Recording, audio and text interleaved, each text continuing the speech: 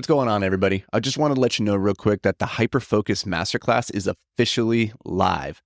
We put a ton of time and energy into this project, and based on all the positive feedback so far that we've received from students, it's pretty awesome. Seriously, we're really psyched on how it all turned out.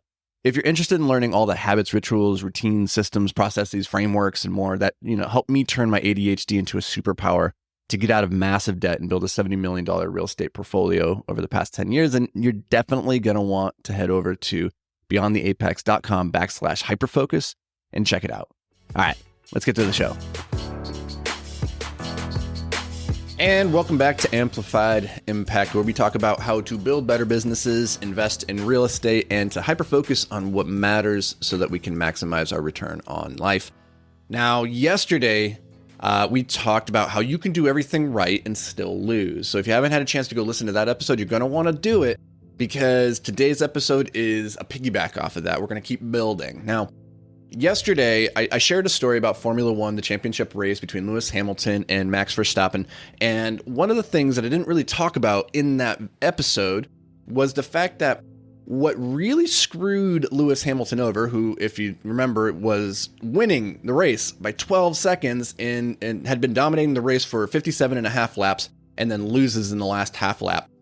And what happened really was there was an act of God change of rules by the race director in the 11th hour, where it was effectively like, if this was a soccer match, it'd be like one team winning 4-0.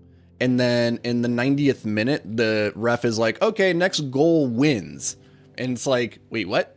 So the topic of today's conversation is an important one for your relationships, for if you have employees, if you're a business owner and you're like, how do I get people, held accountable and moving towards the right goals and targets?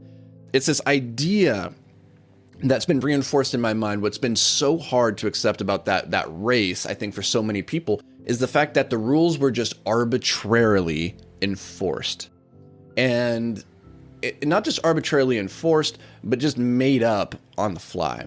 Now, here's the problem I think a lot of us make when it comes to delegating, to working with staff, to working with partners, to working with people in life in general, is that sometimes we do not clearly articulate our expectations and hold people accountable to those expectations. So let's say I've articulated my expectation is X.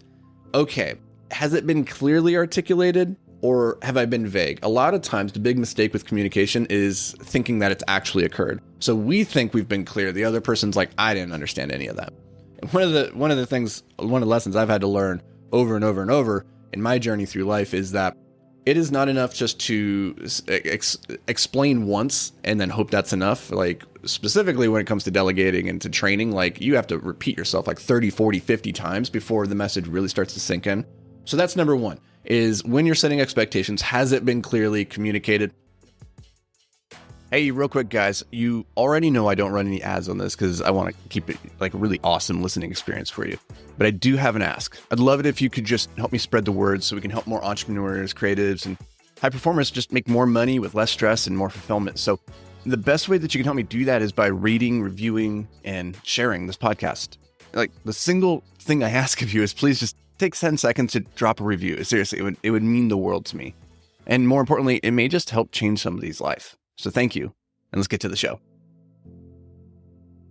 Number two, and this is a big mistake I make, and I'm sure I'm not alone on this one, is you maybe did set the expectations clearly, but you did not hold that person accountable to those expectations. And if you don't do that, if you don't hold them accountable to the expectation that you set, then you're effectively saying these expectations don't matter. You can do with them what you will, because I'm not going to actually enforce those rules. That doesn't mean that you need to be a tyrant and be like enforcing them constantly every single instant of every single moment. But if you're not holding people accountable, then don't be surprised if they're not going to get the work done up to the standard or the expectation that you set for yourself. Now, one of the worst mistakes that we can make is to hold people accountable to expectations that we A, did not clearly articulate or did not articulate at all. And the message from today is this idea that nobody likes getting a speeding ticket when the speeding limit was not posted. Have you ever been on a road where you're like, I have no idea what the speed limit is here? And you're watching and you're looking and you're paying attention for the next like 10 miles and you're like, I have no clue what the speed limit is here. And so you're using your best guess. You're like, maybe it's 30, maybe it's 55. I don't know. If you were to get pulled over in that situation, you made your best guess and you're like, I think it's 30. And they come back and like, turns out it's 15. Like, you would be pretty pissed. You'd be like, where's the speed limit posted? I didn't find it. I couldn't see it. You'd be upset.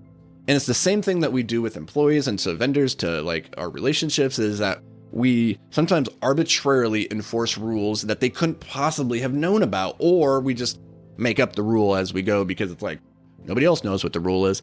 And that's really what happened in this Formula One race, was just an arbitrarily decided rule. And at the end of the day, that is a really quick, easy way to burn out people on whatever it is that you're trying to get them motivated to do. So if this is an employee that you're training or coaching or trying to like build into a rock star, if you're enforcing rules arbitrarily or rules that haven't even been articulated, that is a guaranteed way to make somebody go crazy. Like, one of the best, I heard this recently, I thought this was pretty good, is the idea that if you want to make somebody crazy, keep changing the rules on them without telling them. Play a game where you don't explain the rules and then you keep arbitrarily changing those rules as you play, and I guarantee you will make the other person lose their mind. And I was like, yeah, that would do it for me.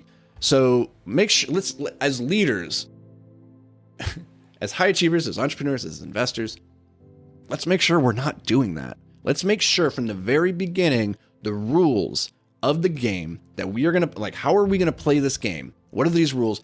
Are clearly articulated so everybody is on the same page. Make sure that everybody understands, and then that they're bought into those expectations. Once you have that, you have to hold them accountable. The biggest disservice that you can do is to not hold them accountable, because then they're in this gray zone of never really knowing what's important and what isn't important. So holding accountable, and then just making very clear that you're never arbitrarily enforcing rules that in the past your behavior has let slide for whatever reason, without first owning the fact, hey, I've done you a disservice by not holding you accountable to this in the past, and that's given you the mixed message. That sent you the signal that this is not important, and that is not true. It is important, and so I'm holding you accountable now. And that's what this is going to look like moving forward. That's how you have that conversation, not just saying, hey, last time you did this, I let it go, but now I need to slap you down. And the other person's like, well, you never told me it was like a big deal. Like, what the heck? Okay.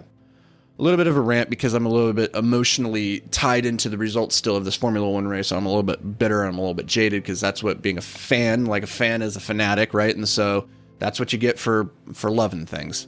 It's only the things that you love that can really, truly hurt you. So that's going to do it for me, guys. If you don't know, I'm Anthony Vicino. I'm a best-selling author, a serial entrepreneur, and a founding partner of Invictus Capital, which is a real estate acquisition firm with over $30 million of assets under management. I hope you got a little bit of value out of this podcast. If you did, then please, please, please share it with a friend. The reason I make this podcast is because I wish there had been a resource like this when I was first starting my entrepreneurial journey, so that I could have avoided a ton of mistakes and heartache. If you think you know somebody that could benefit from this, then do them a favor, send it their way, and I will appreciate you to the moon and back. That's going to do it for me, guys. I'll see you tomorrow. Hey, what's up, guys? Real quick, I've been working really hard to amplify my social media presence recently, and recently just started diving into Instagram, which has actually been a ton of fun. It's a cool platform for connecting with you all in just a more personal way. So if we aren't already connected on Instagram, let's change that. You can find me at @the Anthony Vicino. So go connect. Let's do it.